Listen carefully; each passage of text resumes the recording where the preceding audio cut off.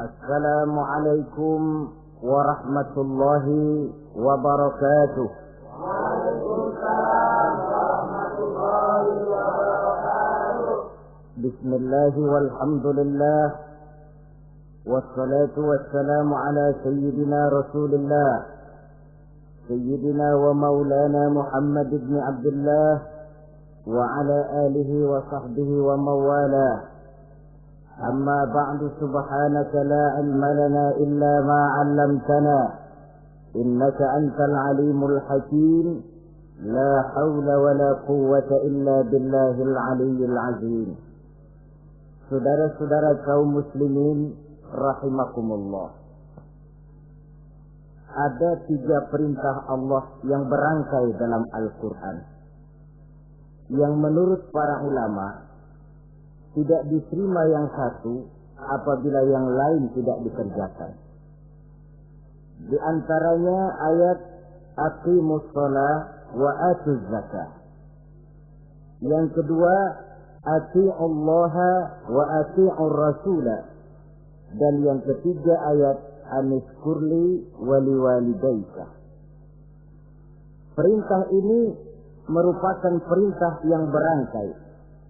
Aqimus shalah wa atuz zakah. Dirikan salat dan bayar zakat. Artinya tidak diterima salatnya orang yang tidak membayar zakat, dan tidak diterima zakatnya orang yang tidak mendirikan salat. Perintah ini berangkai pada saat salat dikerjakan, zakat apabila sampai haul dan nisabnya harus dibayar. Begitu juga pada ayat ati'ullaha wa ati'ur rasul. Taatlah kamu kepada Allah dan taatlah kamu kepada Rasul. Tidak diterima taat kepada Allah kalau membelakangi Rasul, dan tidak diterima mentaati Rasul kalau tidak mentaati Allah. Keduanya berangkai dan tidak terpisahkan satu dengan lainnya. Taat kepada Allah artinya harus taat juga kepada Rasul. Mengamalkan Quran artinya juga harus dengan mengamalkan sunnah. Oleh karenanya sering diingatkan, usaha memisahkan umat Islam dari Islamnya selalu diawali dengan memisahkan umat Islam dari ulamanya. Dan ini bukan urusan baru. Sejak zaman dahulu, orang-orang yang anti kepada Islam selalu berusaha memisahkan umat Islam dengan Islamnya. Caranya pertama dipisahkan umat dari ulama. Kalau cara ini berhasil, mereka masuk kepada tingkat yang kedua, ditanamkan keraguan kepada sunnah. Kalau cara ini pun juga mereka berhasil, masuk kepada bagian ketiga yang terpenting, menanamkan keraguan kepada Al-Quranul Karim. Kalau umat sudah meragukan Al-Quranul Karim, maka tidak ada lagi yang bisa diharapkan. Oleh karena itu, ati'ullah dan ati'ur rasul tidak bisa dipisahkan satu sama lain. Apabila kita mengamalkan ajaran Quran, seiring dengan itu kita juga harus menegakkan sunnahnya. Adapun ayat yang ketiga yang merupakan perintah berangkai ini, anishkurli wali walidayka, kata Allah. Hendaklah engkau bersyukur kepadaku dan bersyukur kepada ibu bapakmu. Bersyukur kepada Allah tapi tidak bersyukur kepada ibu bapak tidak diterima. Bersyukur kepada ibu bapak tapi tidak bersyukur kepada Allah juga ditolak. Oleh karenanya keduanya tidak bisa terpisahkan satu sama lain. Orang yang pandai bersyukur kepada Allah, dia harus pandai juga bersyukur kepada ibu dan bapaknya. Bersyukur kepada ibu bapak artinya berbakti kepada kedua orang tua kita. Kalau kita perhatikan, dan inilah pokok yang akan kita bicarakan pada pertemuan ini, soal berbakti kepada ibu dan bapak.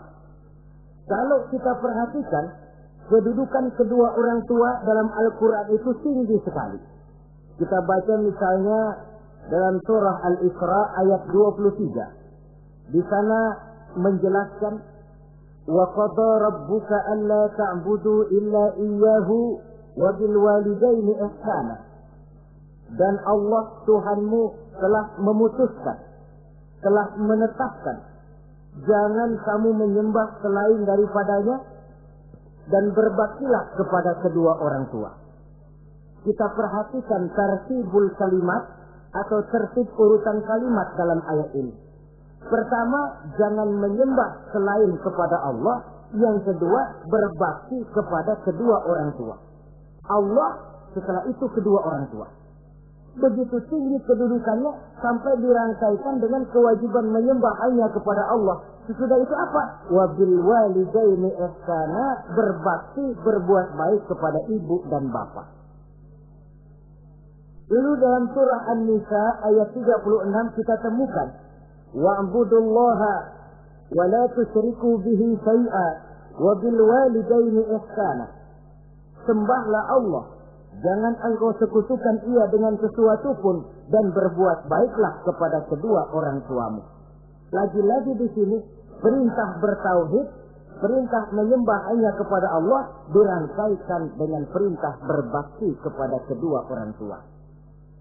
Dalam kehidupan sehari-hari, biasanya perintah penting lahir pertama. Perintah penting kedua lahir pada urutan kedua. Dari segi prioritas kita bisa melihat tingginya kedudukan kedua orang tua kita di dalam kehidupan ini. Lalu orang tua adalah bapak dan ibu. Keduanya mempunyai peranan yang sangat besar sejak lahirnya kita ke alam dunia ini sampai kita meningkat menjadi anak-anak, remaja, dewasa. Bapak misalnya kita lihat sibuk mencari nafkah. Ia pergi pagi, pulang sore, peras keringat, banting tulang. Karena cita dan harapan agar anaknya kelak hidup lebih baik dari dia sekarang ini. Dan untuk itu dia rela peras keringat, banting tulang. Seolah-olah dia berkata, ayahmu biarlah kaki jadi kepala, kepala jadi kaki, asal kau kelak jadi orang. Yang kadang-kadang setelah kita sang anak ini jadi orang, sering lupa kacang akan kulitnya. Sehingga boleh jadi orang lalu berkata, kalau orang tua kaya, anak jadi raja. Kalau orang tua, kalau anak yang kaya, orang tua sering jadi budak. Orang tua kaya, anak jadi raja, apa yang dia mau jadi kenyataan. Tapi kalau anak yang kaya, kadang-kadang orang tuanya yang jadi budaknya. Lalu di samping sibuk mencari nafkah, bapak juga memberikan perlindungan dalam kehidupan ini. Menjadi simbol wibawa yang pada suatu saat kita akan merasakannya kalau dia sudah tidak ada. Begitu barangkali kecenderungan orang, seperti kata Imam Al-Ghazali, kamu baru merasa pentingnya suatu nikmat kalau dia sudah hilang dari diri kamu. Kita baru terasa pentingnya sehat kalau lagi sakit. Baru tahu pentingnya gigi kalau lagi sakit gigi. Baru tahu pentingnya telinga kalau lagi budak. Tetapi pada saat normal, kita menganggap itu sesuatu yang biasa. Bukankah keberadaan seorang bapak dalam hidup ini, di samping dia pelindung, juga menjadi simbol wibawa dalam kehidupan di masyarakat? Orang sering berkata, gue bukan takut sama lo, gue segan sama orang tua lo. Masih ada yang disegani, masih ada yang dihormati. Pantas saja kalau kita ambil dari sejarah, ketika baginda Rasul ditinggal wafat oleh Khadijah, oleh pamannya Abu Thalib, gangguan kafir Quraisy makin meningkat. Kenapa? Kemarin-marin mereka mau menghadang Nabi, mau menghantam Nabi, masih mandang Khadijah binti Khuwailid, seorang bekas janda bangsawan. Mereka masih memandang Abu Thalib, orang tua yang disegani. Sekarang dua-duanya sudah tidak ada, apalagi yang mau disegani, hantam saja sudah Muhammad. Itu pun dirasakan oleh pribadi Nabi kita. Saudara-saudara kaum muslimin, apalagi yang namanya ibu, dia lebih banyak menangani kita. Pantas kalau Rasul satu saat ditanya orang, ya Rasul, siapa sih yang paling harus saya taati di dunia ini? Ibumu. Lalu siapa lagi ya Rasul? Ibumu. Kemudian setelah itu siapa ya Rasul? Ibumu. Setelah itu siapa ya Rasul? Bapakmu. Ibu, baru bapak. 3 berbanding 1. Kenapa harus begitu? Kita lihat. Pertama yang namanya ibu, sejak proses kehamilannya sudah istilah Quran hamalathu wahnan ala wahnin. dia mengandung kita dalam keberatan yang bertumpuk di atas keberatan. Berat kuadrat. Bahkan sebelum itu, sejak ngidam anaknya, ibu kita itu sudah kita siksa. Yang kepengen dimakan, yang bukan-bukan. Minta nggak karu-karuan. Keinginan yang tidak musim. Sampai ketika terjadi proses kehamilan. Dari hari ke hari hamilnya makin lama, makin berat, makin lama, makin besar. Kemana-mana dibawa. Belum pernah ditaruh. Ini berat mau ke pasar, taruh dulu sebentar. Tidak. Itu ya, saudara. Orang hamil itu ya. Saya sendiri alhamdulillah belum pernah hamil. Tapi kalau kira-kira 2 kilo, itu ada itu. Umpama pengen ngerasain, cari kelapa yang beratnya kira-kira 2 kilo, jantung di perut kemana-mana bawa. Apa enak kayak begitu? Kehamilannya makin lama makin besar, makin lama makin besar. Tidurnya pun sudah serba sulit dan serba salah. Sampai dia kepada saat kelahirannya, saat melahirkannya, berhadapan dengan 2 pilihan. Kalau tidak hidup, mati. Dan seorang suami tidak pernah menghadapi saat-saat kritis macam gitu. Paling-paling waktu istrinya melahirkan, dia cuma nungguin di depan pintu. Bingung, gelisah, tapi masih sempat merokok. Si istri sudah pasrah berhadapan dengan kalau tidak hidup, mati. Saudara hadirin yang saya hormati, dalam pilihan itu dia lahirkan anaknya ke alam ini. Dan maha adil Allah.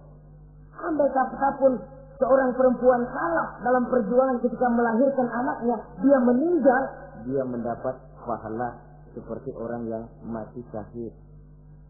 Sebab orang mati syahid itu ada 3 macam. Ada syahid dunia akhirat. Ini orang yang pergi perang membela agama, niatnya karena Allah, dia gugur di medan perang, syahid dunia akhirat.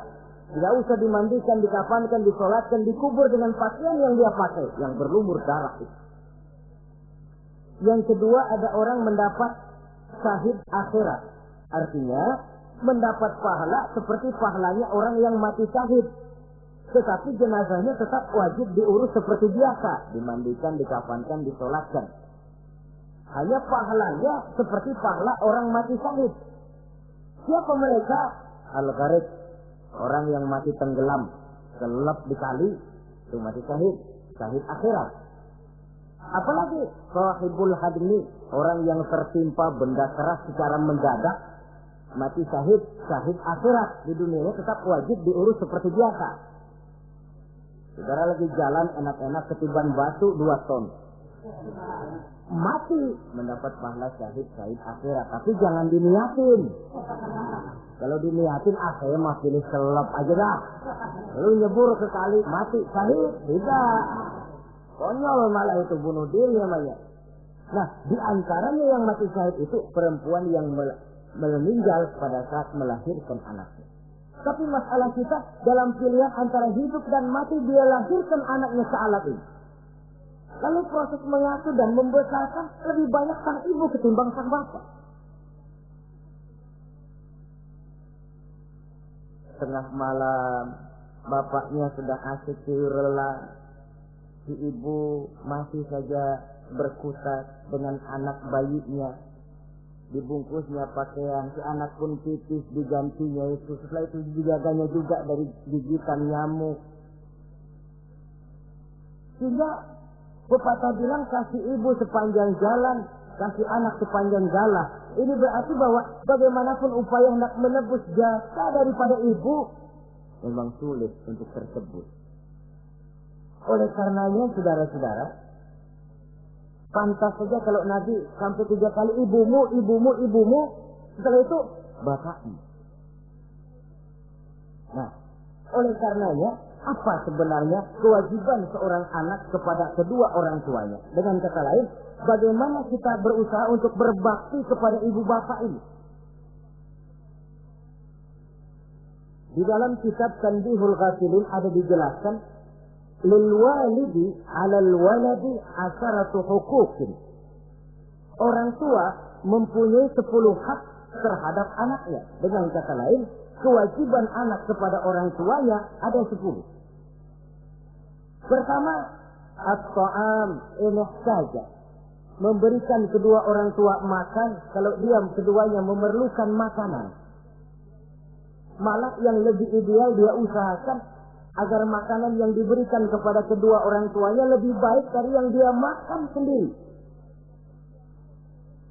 Kita kadang-kadang beli juga kue, buahan, tapi kita sortir dulu. Di rambutan yang kontes-kontes kasih babak sana. Saudara hadirin yang saya hormati, suatu saat Nabi Musa pernah memohon kepada malaikat Jibril, "Ya Jibril, tolong tunjuki siapa kira-kira teman saya di surga nanti."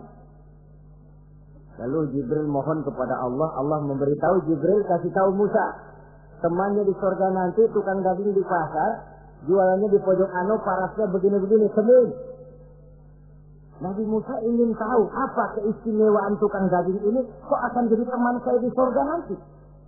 Dia samperin, "Assalamualaikum." "Waalaikumsalam." Lalu kenalan. Setelah datang waktu pulang, Nabi Musa ikut ke rumah tukang daging ini. Diambil daging, sampai di rumahnya, itu daging direbus. Direbus, matang, dia hidangkan kepada ibunya yang sudah tua renta, disuapinya ibunya. "Tiap hari kamu kerjakan ini?" "Tiap hari," kata si anak tadi. "Saya beri makan kedua orang tua ibu saya yang sudah tua renta itu." Si ibu setelah disuapin oleh anaknya berdoa, "Allahumma ja'al ibni jalisa Musa fil jannah." Ya Allah, jadikanlah anak saya ini teman Nabi Musa di surga nanti. Amalan si anak cuma nyuapi ibunya, tapi doa ibunya itu yang dijawab dan diterima oleh Allah. Si ibu berdoa, "Ya Allah, anak saya ini jadikan teman Nabi Musa di surga nanti." Allah kabulkan doa ibu yang tiap hari disuapi diberikan makan oleh anaknya. Jadi taruhlah kita sebagai anak ini, ibadah kita barangkali menyebabkan doa kita belum begitu diterima oleh Allah. Permohonan kita barangkali masih nyangkut di langit. Tapi kalau kita bisa menyenangkan hati ibu bapak kita yang mendoakan kita, insya Allah makbul. Sebab orang tua itu doanya makbul, sumpahnya juga manjur. Kalau ibu sudah berkata, "Nak, air mata yang tertumpah terurai untuk mengasuh dan membesarkanmu, nak. Air susu ibu yang kau minum sampai kau tumbuh menjadi dewasa semacam ini, seluruh cucuran keringat dan jerih payah ibu rela, nak. Mudah-mudahan kau jadi orang berguna. Insya Allah hidup ada berkahnya."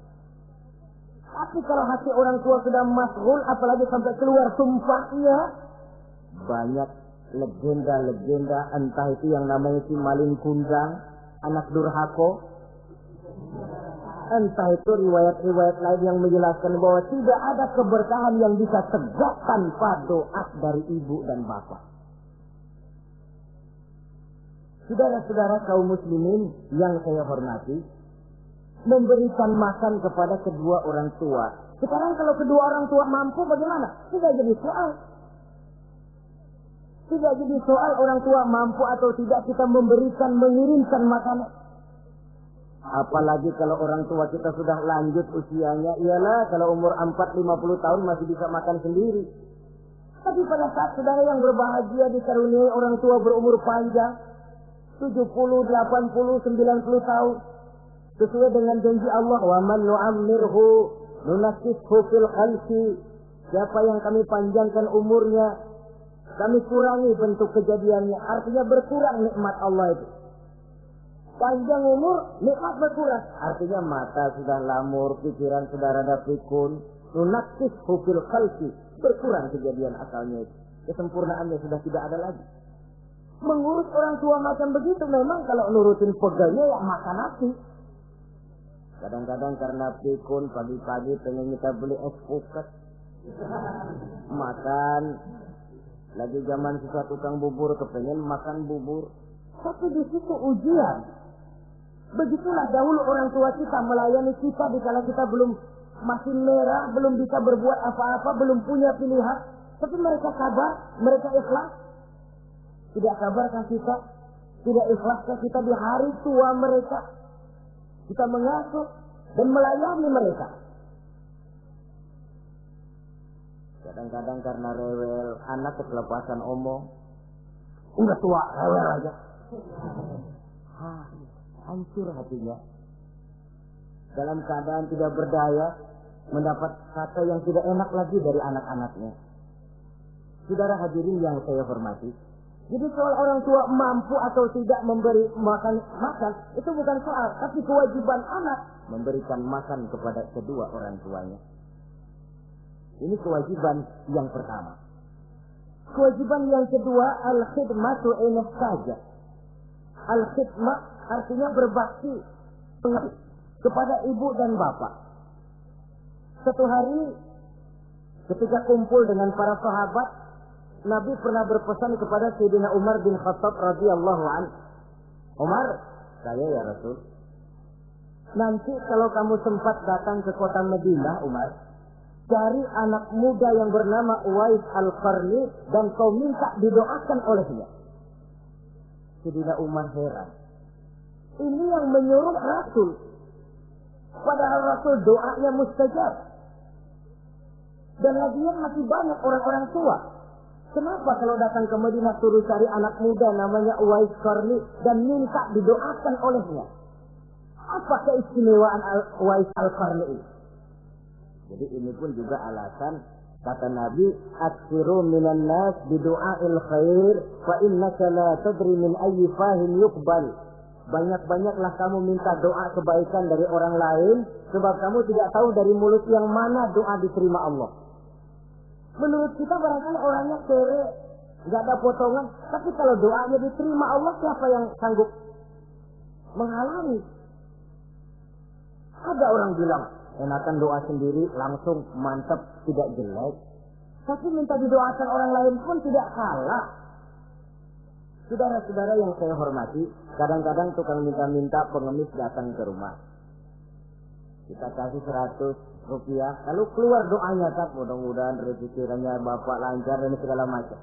Ada orang yang nggak sabar, dia bilang, Allah kenapa saya, kamu doain dirimu sendiri aja dah, supaya besok jangan jadi pengemis lagi. Secara logika mungkin, secara logika. Tapi agama bukan cuma logika. Siapa tahu dan siapa yang bisa menghalangi kalau doa dari mulut tukang pengemis itu yang diterima Allah? Tidak seorang pun yang tahu. Nah, Sayyidina Umar heran, apa sih keistimewaan Uwais Al-Qarni ini? Ketika beliau ke Madinah diselidiki, apa keistimewaan si Uwais ini? Masih muda, tapi saya oleh Nabi disuruh temuin dan minta didoakan olehnya. Nah, jadi dalam pandangan Allah itu ya nggak ngurus tuanya. Yang afdal itu yang tua dan banyak ibadahnya, dekat dengan Allah. Tapi kalau tuanya cuma kejemur, ya mending-mending yang muda dan banyak ibadahnya. Uwais Al-Qarni ini secontoh. Apa ibadah Uwais Al-Qarni? Ternyata dia seorang anak yang sangat berbakti kepada ibunya. Ayahnya sudah meninggal. Dia pernah menggendong ibunya dari Madinah ke Mekah cuma untuk bikin haji dan untuk bertemu dengan Rasul. Sayang, tidak sempat bertemu dengan Rasul. Menggendong ibu dari Madinah ke Mekah itu kira-kira 465 kilo ya. Jakarta Semarang. Digendong ibunya. Kita kadang-kadang ibu kita ini sudah sakit payah. Mau ke dokter saja. Masih manggil orang, tolongin mak gua nak. Masih minta tolongin. Berat kita. Uwais Al-Qarni menggendong ibunya cuma untuk menunaikan ibadah haji dan bertemu dengan Rasul. Rupanya karomahnya itu muncul karena dia merupakan anak yang sangat bakti kepada ibunya.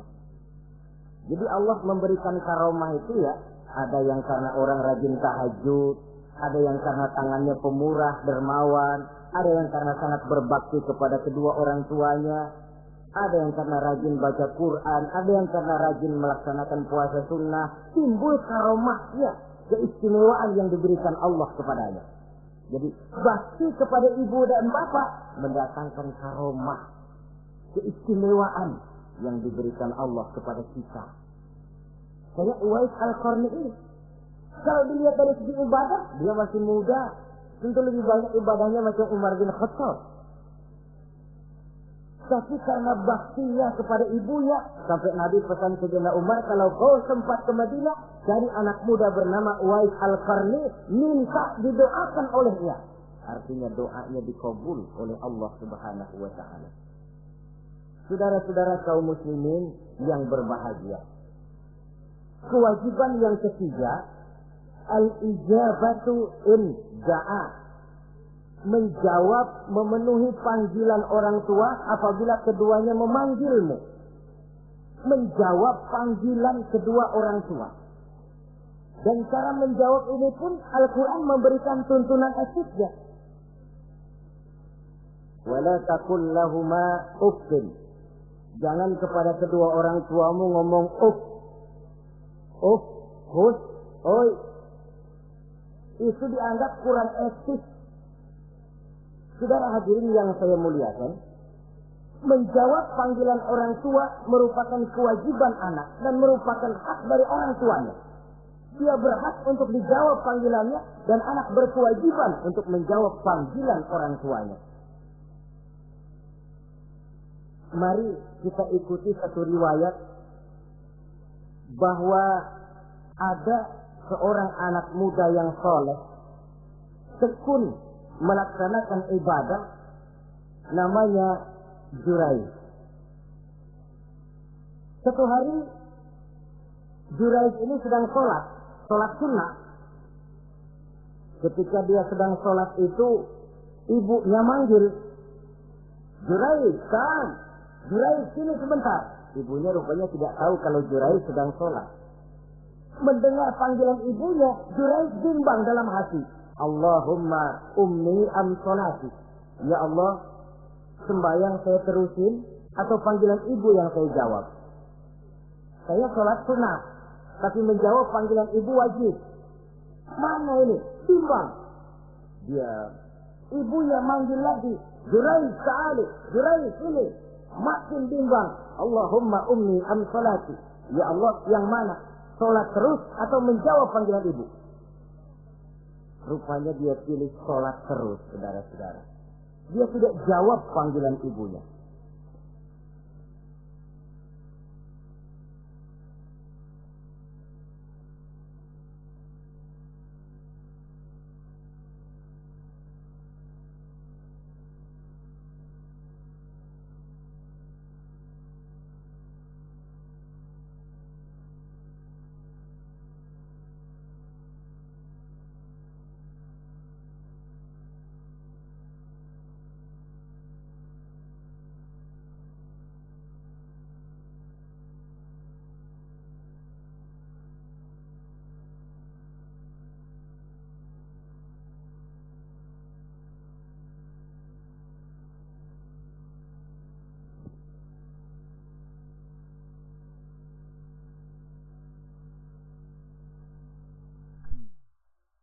Karena panggilannya tidak dijawab ini, mangkel rupanya hati sang ibu. Ya Allah, Jurayj ini, saya lahirkan dia antara pilihan hidup dan mati. Saya asuh dan saya besarkan dia.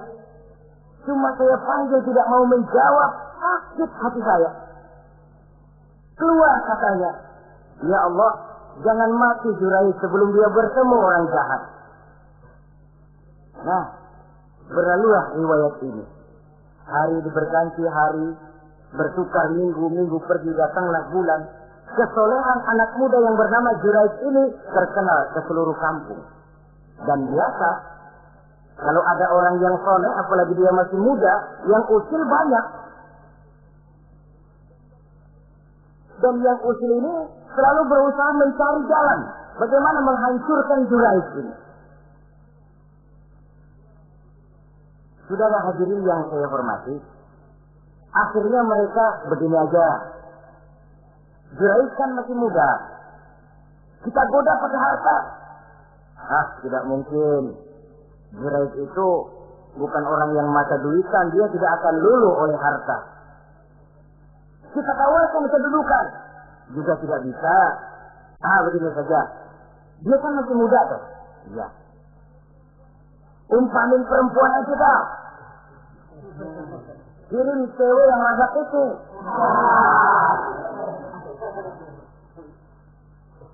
Dicarilah perempuan untuk menggoda Juraij ini. Sampai satu malam Juraij sedang ibadah di mihrab dalam masjid. Masuk perempuan ini dengan langkah gemulai, dengan suara merdu mendayu-dayu, mencoba merayu, membujuk, memperdaya, mempesona Juraij. Tapi enggak kena. Sejak dari berpakaian lengkap si perempuan ini, sampai bahasa Arabnya uryanun talik, tanpa kehelai benang pun lagi lekat di badannya. Menggoda Juraij, memegang Juraij, muter-muter di depan Juraij, tanpa selembar benang pun lekat di badannya. Juraij mantap. Si perempuan karena sudah kadang merasa dibayar lalu nggak berhasil kan malu. Akhirnya dia keluar dari masjid, dia pergi ke sebuah kampung, di sana dia berzina dengan seorang pengembala kambing. Dan hamil. Ketika hamilnya besar, si perempuan ini kemana-mana pidato.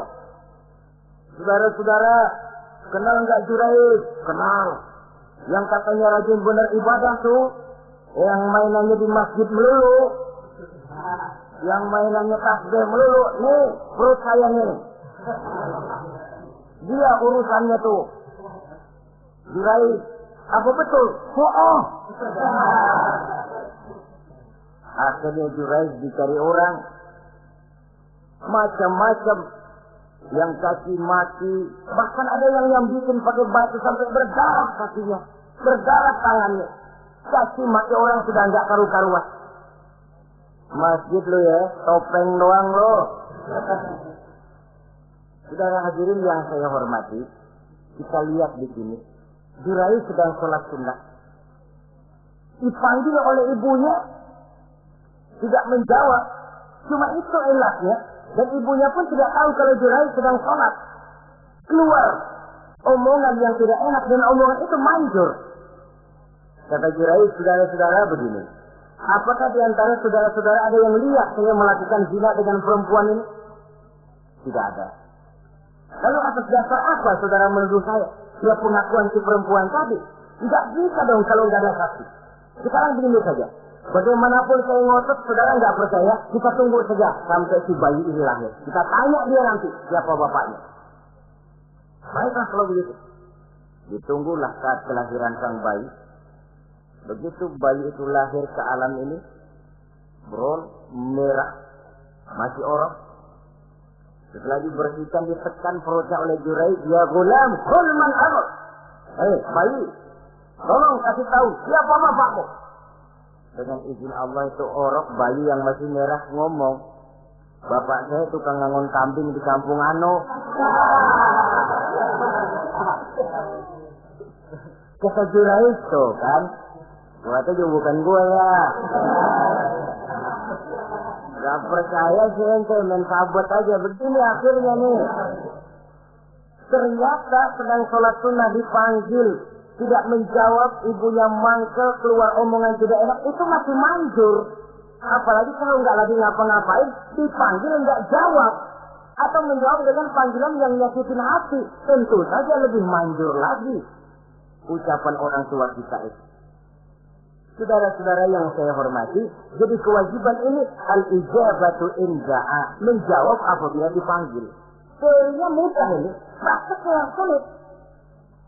Pada suatu saat kita sedang menghadapi urusan yang sangat penting, orang tua manggil. Pada suatu saat kita sedang menghadapi tamu untuk sesuatu yang vital, orang tua manggil. Pada saat semacam itu, seperti ada hadis, tuan rumah wajib menghormati tamu, itu sih mudah dalam situasi normal.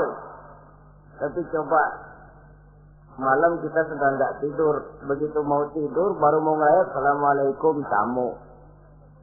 kondisi begini untuk mengamalkan hadis tadi bisa apa tidak menghormati tamu dalam kondisi yang memang kita ini sudah mesti istirahat. Mestinya kan hati kita. Kamu nggak tahu diri banget, gue mau tidur. Dasar. Kalau kondisinya normal, menghormati tamu bukan sesuatu yang sulit. Begitu juga menjawab panggilan orang tua ini. Kalau kondisinya normal, mudah. Tapi dalam kondisi di mana kita berhadapan dengan pilihan ini atau ini, di situ akan kelihatan bakti anak kepada kedua orang tuanya. Yang keempat, kewajiban anak al-ita'atu in amara ghairi ma'siyatin.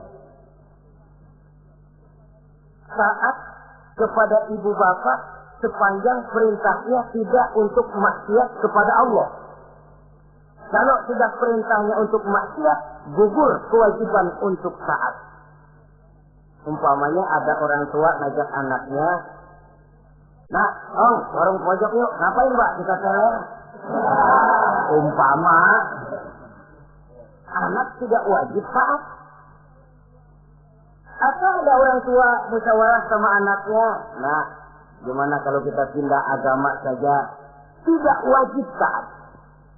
Sepanjang perintah itu tidak untuk melakukan maksiat kepada Allah, anak wajib taat. Dan jangan lupa, kewajiban taat kepada kedua orang tua dibawa kewajiban taat kepada Allah dan Rasulnya. Allah dan Rasulnya, setelah itu ibu bapak. Apabila perintah tidak untuk melakukan maksiat, maka anak wajib untuk melakukan taat kepada kedua orang tuanya. Ini kewajiban yang keempat. Apatah lagi kalau cuma sekedar diperintah ngaji, diperintah sekolah, diperintah melakukan membantu pekerjaan yang ada di rumah. Itu sudah perintah yang di samping bermanfaat buat keluarga, juga menyangkut hari depan kita sendiri sebagai anak. Kadang-kadang memang kita mengukur dari sudut kepentingan kita tanpa melihat jauh ke depan.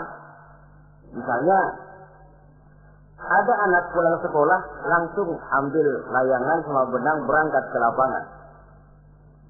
Orang tua, karena melihat jauh ke depan, anak ini lelahnya belum hilang.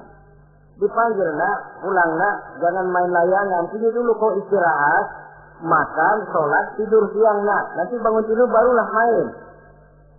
Si anak mungkin hatinya ngedumel, "Bapak, orang main layangan aja dilarang." Ini kesan yang timbul. Orang main layangan saja kok dilarang. Padahal larangan ini adalah untuk kemanfaatan dan kemaslahatan si anak itu sendiri. Tapi anak tidak mau mengerti. Yang dia tahu, dia dilarang main layangan. Itu cuma karena pandangannya yang tidak jauh menerawang ke depan. Pepatah bilang, sekejam-kejamnya macan tidak ada yang makan anaknya sendiri. Artinya bagaimanapun kondisinya, orang tua itu tidak ada yang akan sampai untuk menyengsarakan anaknya. Saudara-saudara kaum muslimin rahimakumullah. Jadi yang keempat, kewajiban untuk taat sepanjang tidak melakukan maksiat kepada Allah Subhanahu wa taala.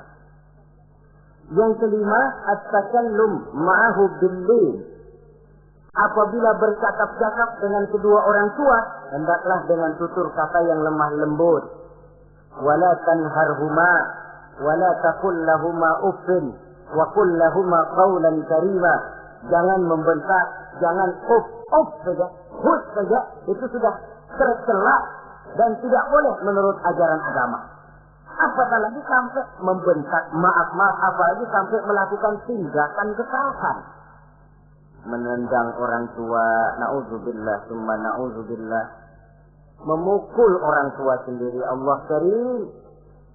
Orang tua yang menyebabkan secara zahir keberadaan dia ke alam ini, sampai hati ditendang, dipukul, dibangkat-bangkati. Tidak ada kedurhakaan yang lebih berat selain daripada kedurhakaan kepada kedua orang tua sesudah orang menyekutukan Allah. Tidak pantas kalau Nabi memberikan vonis ridullah fi ridul walidain wa suhtullah fi suhtul walidain. Keridhaan Allah di dalam keridhaan ibu bapa dan murka Allah pun berada dalam kemurkaan ibu bapa. Ibu bapa ridho, Allah insya Allah ridho. Ibu bapa murka, Allah murka. Jadi kebahagiaan apa yang bisa kita tegakkan dalam hidup tanpa restu dan doa kedua orang tua kita? Si anak mungkin karena pendidikannya lebih tinggi, pengalamannya lebih luas, pergi ke mancanegara, bisa segala macam bahasa, didik secara canggih. Tapi apakah itu lalu berarti dia harus memalingkan diri dari kedua orang tuanya? Sama sekali tidak. Disinilah unsur yang namanya keberkahan. Maka sering dijelaskan orang tua adalah keramat hidup. Kita sering ziarah. Ya kadang-kadang kalau yang diziarahi kiai ya lumayan. Kadang-kadang yang diziarahi dukun yang sembahyang aja enggak. Cari mbah ano, cari ambah ano, cari keramat ano, cari keramat ini, cari keramat itu. Dan jangan lupa di beberapa daerah yang namanya kiai itu ya, yang disebut kiai bukan cuma orang yang ngerti agama. Ya kalau saudara ke keraton Jogja mana segala gerobak namanya kiai. Iya toh, kereta kencana itu degung namanya kiai. Lalu jangan lupa itu misi gendeng pertama namanya juga Kiai Hadrak itu. Kiai, tapi misi gendeng. Kalau di sana itu kiai itu panggilan untuk yang dipertua. Kita ziarah cari keramat Mbah Buyut, Mbah Sapu Jagat, Mbah Brojo, macam-macam mbah. Tapi kita lupa di rumah kita ada keramat hidup. Siapa itu? Ibu bapak kita. Sebelum jauh-jauhlah berziarah ke tempat-tempat yang lain, di rumahku ada keramat yang hidup. Ibu dan bapak kita sendiri. Keramat hidup. Dengan doanya, hidup jadi berkah. Tapi kalau kita sakiti hatinya, hidup ini lalu jadi sempit, jalan bagai tertutup. Maka berbahagialah seorang anak apabila dia sudah sanggup melakukan satu bakti yang bisa menyenangkan hati kedua orang tuanya. Bercakap-cakap, berbicara dengan lemah lembut. Kadang-kadang di sebagian daerah ya sudah jadi kebiasaan. Manggil orang tuanya pakai elu aja. Bapaknya dianggap CS. Salaman juga main kedet aja. Halo weh. Di santu bapaknya nggak boleh main buat aja. Dari panggilan saja, saudara hadirin yang saya muliakan, sudah memberikan cermin. Sebab bahasa adalah cermin dari pribadi orang. Kalau kepada orang tua kita sendiri kita memakai bahasa yang kasar, cermin bahwa pribadi kita memang pribadi yang kasar. Jadi pantas kalau agama mengatakan, apabila kedua orang tuamu sudah mencapai usia lanjut, wala tanharhuma, jangan membentak, wala taqul lahuma uffin, jangan berbicara uff, wa qul lahuma qaulan karima, sampaikan berbicara kepadanya dengan qaulan karima, kata-kata yang mulia, bukan kata-kata yang bagus dan indah diminta, qaulan karima, kata-kata yang mulia. Ya Allah, luhur indah betul bahasa Quran ini. Berbicara kepada kedua orang tua dengan kata-kata yang mulia. Jadi sekedar itu saja tidak boleh, konon lagi sampai membentak. Termasuk orang tua ini yang mertua. Orang tua kan tiga ya. Orang tua yang menyebabkan kita lahir ke dunia, ibu bapak kita. Orang tua yang mempercayakan anaknya kepada kita, mertua kita. Dan orang tua yang mendidik kita, guru kita. Ketiganya berfungsi orang tua. Kewajiban ini juga berlaku. So, mertua kan cuma sekedar istilah. Pada hakikatnya dia adalah orang tua kita juga. Jangan lalu berbeda karena cuma dia bapaknya istri kita. Sama saja. Kalau kepada orang tua sendiri menghormati, lalu kepada mertua kita kurang begitu perlu, itu sudah satu sikap yang tidak adil. Tentu itu akan menyakiti hati istri. Atau kalau dia istri, akan menyakiti hati suami. Berkata dengan kata-kata yang mulia. Saudara-saudara, yang keenam, in ihtaja ilal kiswah katahu in qadar 'alaiha. Kalau dia perlu pakaian, berikan pakaian walaupun dia sendiri mampu membeli. Nah, antarin bapak beli kacamata yuk.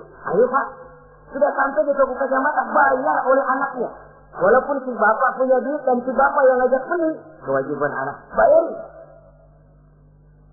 Jangan mentang-mentang bapaknya cuma minta dianterin, benar-benar nganterin. Bapaknya ngeluarin dompet cuek saya. Malah ada kembalinya, Pak. Wah, kembalinya ditarik. Ya, kalau anak belum punya penghasilan ya wajar. Yang kita maksud di sini, anak sudah mandiri dan punya penghasilan yang memadai, bahkan mencukupi untuk membantu orang tuanya. Saudara hadirin yang saya muliakan, dan ini juga, kalau memang bisa, seharusnya orang tua kita pakaikan yang lebih baik dari yang kita pakai sendiri. Kalau bisa. Sebab nantinya, sikap kita kepada orang tua kita itu akan jadi bahan bibir di masyarakat. Karena ya, dia enak-enakan orang tuanya begitu aja ya. Mungkin di depan kita orang tidak bicara, tapi di belakang kita. Kok tegel ya? Kok sampai hati ya? Dia enak-enakan berdiri di Menara Gading, tapi orang tuanya tiap hari kerja begitu berat. Saudara hadirin yang saya hormati, sekali lagi, di depan kita orang mungkin tidak berani bicara, tapi di belakang itu akan jadi buah bibir. Ini dari segi kita memelihara muru'ah. Yang ketujuh, al-masyu khalfuhu. Kalau jalan, mengiring. Artinya, di belakang orang tuanya. Ini adabnya. Adab berjalan. Saudara yang saya hormati, ini yang dicontohkan oleh baginda Rasul. Jika berjalan dengan orang-orang tua, beliau belakangan. Kenapa? Ini merupakan simbol penghormatan kita kepada orang yang lebih tua daripada kita. Tidak mentang-mentang karena pendidikan lebih tinggi, merasa dirinya lebih tahu, lebih pengalaman, selonong boy. Orang tua tahu apa sih? Waduh, hebat. Saudara hadirin yang saya hormati, al-masyu khalfuhu. Berjalan di belakangnya. Begitu juga untuk mengemukakan pendapat. Kalau suatu saat orang tua mengajak musyawarah, dengarkan dulu omongannya, tangkap seluruhnya. Kalau kita merasa bahwa itu salah, jangan lalu dipotong. Salah Pak, jangan begitu, Bapak kolot sih. Salah, jangan. Itu akan menyakiti hatinya. Kalau hatinya terluka, itu sudah merupakan satu dosa, melukai hati kedua orang tua. Kalau dianggap kita diminta mengemukakan pendapat, kemukakan pendapat itu. Kalau menurut saya sih begini. Dan itu memang orang tua yang bijaksana. Dia juga tidak cuma memaksakan pendapatnya, tapi juga minta pendapat dari si anak. Ada timbal balik. Sistemnya komunikasi keseimbangan. Inilah makna ucapan Nabi, bukan termasuk golonganku, kata Nabi. Orang tua yang tidak sayang kepada anak muda dan orang muda yang tidak menghormati orang tua. Bukan golonganku. Jadi seimbang tuh. Yang tua sayang yang muda hormat yang tua. Tapi yang tua jangan minta dihormati. Ini kewajiban orang muda, hormati. Kewajiban yang tua apa? Sayangi yang muda. Jangan mentang-mentang yang muda harus menghormati yang tua. Lalu yang tua minta dihormati, gila hormat. Tuaan lo kalau salaman sama gue cium tangan ya. Pokoknya kalau lo nggak nanya, gue nggak nanya. Mentang-mentang tua lalu pasang tarif. Tidak, mana kalau menurut tradisi Islam ya, tradisi Islam saya katakan, Nabi itu siapapun yang beliau temui, beliau yang pertama kali memberi salam. Sebab bila dua orang muslim ketemu, yang terbaik adalah yang pertama ngasih salam. Si A, si B ketemu. Siapa yang paling baik di antara keduanya? Yang duluan ngucap salam. Jadi berebut ngucap salam. Kita zaman sekarang kadang-kadang kita sudah assalamualaikum, yang nyautin kayak Firawan.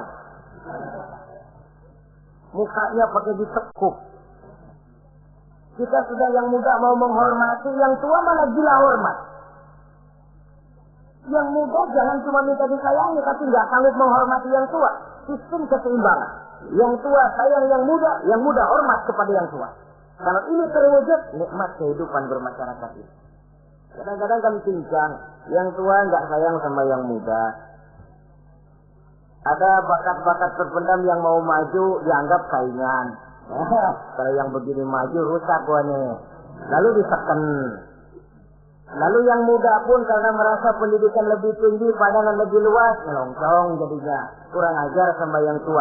Simbol gap, simbol misunderstanding, salah pengertian. Kalau sudah begitu, kesatuan dan persatuan sulit diwujudkan. Maka usaha pun lalu tidak seperti yang seharusnya. Saudara-saudara yang saya hormati, yang ke-8 sekarang, kewajiban anak itu apa? Al-irda'u lahu bima radiya li nafsihi. Mencari keredoan dari orang tua tentang sesuatu yang dia ridho. Artinya, orang tua kita senang apa? Kita berusaha senang itu. Mengukur orang tua itu dengan diri. Ukurannya diri. Yang orang tua kita senang, kita berupaya senang. Orang tua kita senang ngaji, berusaha kita untuk senang hadir di majelis taklim. Orang tua kita senang baca Quran, kita juga berupaya senang baca Quran. Sebab yang paling membesarkan hati orang tua sesungguhnya tidak lain kalau dia melihat anaknya ini sesuai dengan yang dia harapkan. Oh, kalau sudah begitu orang tua itu cucuran keringatnya, peras keringat, banting tulangnya, jibakunya, rasanya hilang capeknya. Kebahagiaan orang tua tidak cuma kalau anaknya jadi kaya lalu mengantarkan makan, minum, buahan, peralatan yang serba lengkap. Tidak. Lebih dari sekedar itu orang tua berharap dia bisa menerima pensiunan pahala dari meninggalkan anak yang soleh. Alangkah indahnya jika orang tuanya nanti wafat meninggalkan alam ini, anak-anaknya mengurubungi di sekelilingnya, memimpin orang tuanya membacakan syahadat. Anak-anaknya juga yang memandikan, anak-anaknya yang menyolatkan, anak-anak yang menurunkan dia ke liang lahat, anaknya yang mendoakan. Alangkah nikmatnya orang tua macam itu. Tapi kan langka. Di samping karena memang orang tua kurang mengarahkan, anak pun kurang perhatian ke arah itu. Begitu bapaknya mati, ambil mana ambil, termandiin. Akan lebih baik kalau anaknya yang mandi. Tangga panggil sembahyang, anaknya malah nonton dari jauh, enggak ikut sembahyangin, mau kok tegel. Kenapa enggak ikut sembahyangin? Ya enggak bisa sembahyangin. Ya kalau macam Abu Nuwas dulu enggak bisa, masih ada akal. Ikut sembahyang jenazah. Dia enggak tahu kalau sembahyang jenazah itu cuma diri, enggak pakai ruku, enggak pakai sujud. Imam takbir dia takbir, begitu takbir kedua dia kira ruku dia. Habis takbir habis sujud. Orang-orang gak ada yang sujud. Bingung. Selesai ditanya dia, Abu Nawas kenapa tadi pakai sujud? Dia bilang ini mayit dosanya kebanyakan.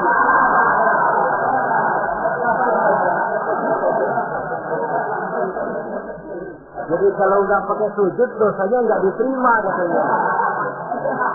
Dosanya nggak diampuni kalau nggak pakai sujud. Makanya saya pakai sujud. Itu sih akal-akalan gitu. Jawaban orang kepepet namanya. Saudara hadirin yang saya hormati, baiklah ya. Yang ke-9, al-ikrahu lahu bima yakrahu li nafsihi. Membenci apa yang dibenci oleh orang tuanya. Orang tua kita enggak senang judi, jangan dikasih judi. Orang tua kita enggak suka minuman keras, jangan cekek botol. Orang tua kita enggak senang kalau kita pulang sampai pagi misalnya, jangan pulang pagi. Orang tua kita enggak senang kita hanyut dalam arus pergaulan bebas, batasi pergaulan untuk menjaga hatinya. Salah kita senang, tapi di depan orang tua kan harus berusaha menjaga hati kedua orang tua kita. Ini tidak berarti bahwa di depan orang tua baik lalu di belakang orang tua merdeka. Kalau di depan orang tua mah kalem, begitu orang tua hilang merdeka. Lalu berbuat semau-maunya, tentu tidak. Lalu yang ke-10, ad-du'a lahu bil maghfirah kullama da'a li nafsihi. mendoakan kedua orang tuanya tiap kali dia mendoakan dirinya. Ya, kewajiban anak tidak lupa tiap kali berdoa untuk dirinya. Orang tuanya disertakan, Rabbighfirli wa liwalidayya, ampuni saya dan ampuni dosa ibu bapak saya. Pak, itu kalau orang tua masih hidup ya. Sekarang kalau orang tua sudah meninggal, bagaimana berbaktinya? Gampang. Pertama, antasila akrabaihima, bersilaturahmi dengan kerabat yang ditinggalkan oleh orang tuanya. Jadi jangan setelah orang tua mati lalu kehabisan obor. Orang tuanya kita senang, anaknya kita benci. Sama aja ngebenciin orang tuanya. Kan sering kejadian begitu. Zaman orang tuanya masih hidup, kawan medok, kawan lengket, orang tuanya udah mati, turunannya malah dimusuhin. Itu juga nyakitin orang yang sudah meninggal. Bersilaturahmi dengan kerabat yang ditinggalkan. Yang kedua, kalau orang tua sudah meninggal, cara berbuat baiknya bagaimana? Antastaghfira lahuma wa tad'u lahuma. Mohon ampun dan mendoakan keduanya. Itulah jadi orang soleh nikmatnya. Sudah mati pun orang kita masih kebagian doa. Orang soleh kemana-mana didoakan orang. Dia lagi tidur, ada yang sembahyang. Dalam tahiyat dia baca, Assalamu alaina wa ala ibadillahi sholihin. Ya Allah, berikan keselamatan kepada kami dan kepada hamba-hambamu yang soleh. Ini orang yang soleh, semua orang soleh kebagian doa itu. Walaupun dia lagi tidur, tidurnya didoakan orang. Dia sudah mati, kuburnya diziarahi orang, dibacakan doa. Lain kalau bajingan, liwat di kuburannya orang serem. Bajingan kemarin mati dipendam di sana. Lu jangan lewat sana, lu kesurupan. Liwat orang ngeri. Bagaimana lagi mau mendoakan? Yang ketiga, orang tua yang sudah meninggal itu cara berbaktinya wa anta tasaddaqu lahuma. Kalau ada rezeki, bersedekah atas nama keduanya. Pak, 100.000 untuk pembangunan masjid, saya lihat pahalanya untuk almarhum kedua orang tua saya. Insya Allah sampai. Oh, kalau tidak sampai, Rasul tidak akan mengajarkan badal haji. Untuk apa? Diajarkan badal haji artinya amalan orang yang masih hidup ada kaitannya dengan orang yang sudah meninggal. Bersedekah atas nama kedua orang tua. Saudara hadirin yang saya muliakan, mudah-mudahan Allah menjadikan kita anak yang bisa berbakti kepada kedua orang tua kita. Amin. Ini sajalah pertemuan kita yang singkat ini. Terima kasih atas segala perhatian dan mohon maaf atas segala kekurangan. Usikum wa nafsi bi taqwallah. Wassalamualaikum warahmatullahi wabarakatuh.